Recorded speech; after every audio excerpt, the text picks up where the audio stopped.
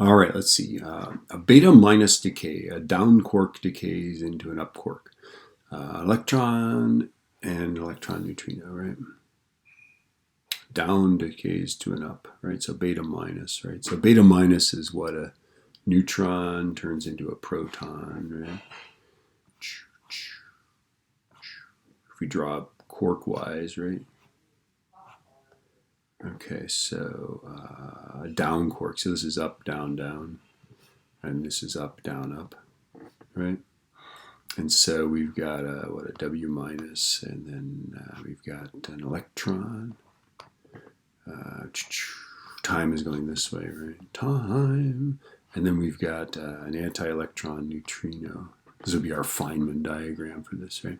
So show that lepton number is conserved in this decay. Well, these do not have lepton numbers. Down and up quarks do not have lepton numbers. This is a +1. This is a -1, right?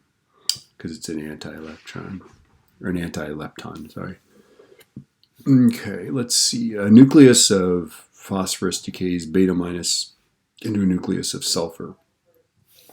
The binding energy per nucleon for this is 8.398, and for here it's 8.450. Okay, remember that when you increase the binding energy, you're actually becoming more stable. So increasing the binding energy is releasing energy, right?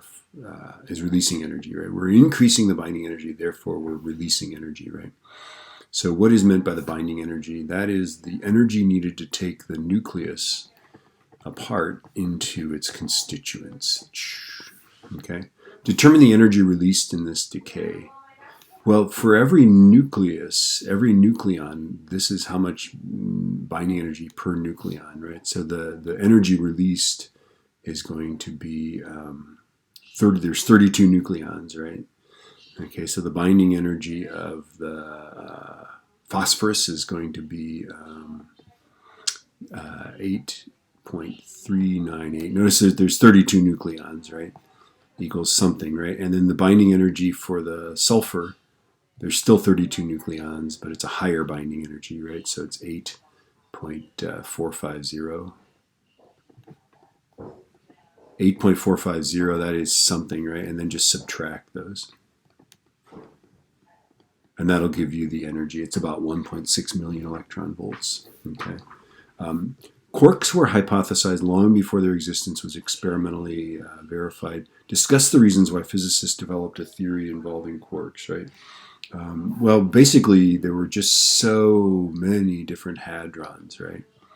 Okay, hundreds and hundreds of hadrons, okay? All these different things. So the concept of just a beautiful, and they all have these different properties, right? But if you could make them out of 12 things, 12 different particles, that would be a lot simpler, right? They also, if they did really high energy scattering, they actually got a structure of baryons, like protons and stuff like that, right?